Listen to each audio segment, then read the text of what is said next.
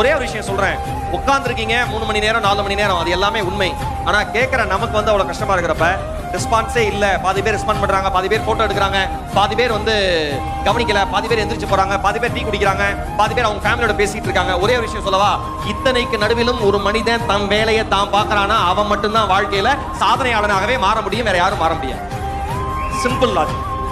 ஒரு சின்ன விஷயம், வாழ்க்கையில தொழில் செய்யற எல்லாருக்கும் சொல்றேன், உங்கள் குடும்பம் உங்களை நம்பாமல் போகலாம், உங்கள் நண்பர்கள் உங்களை நம்பாமல் போகலாம், உங்களுடன் தொழில் செய்ய வருகிறேன் என்று வந்த உங்கள் பார்ட்னர் உங்களை நம்பாமல் போகலாம், அல்லது யார் உங்கள் பிசினஸுக்கு பணம் கொடுத்தாங்களோ முதலீடு பண்ணாங்களோ அவர்கள் உங்களை நம்பாமல் போகலாம். ஆனால் ஒருபோதும் உங்கள் நம்பிக்கையை மட்டும் நீங்கள் இழந்து விடாதீர்கள். அது மட்டும்தான் உங்களை காப்பாற்றுகிற மாய சக்தி.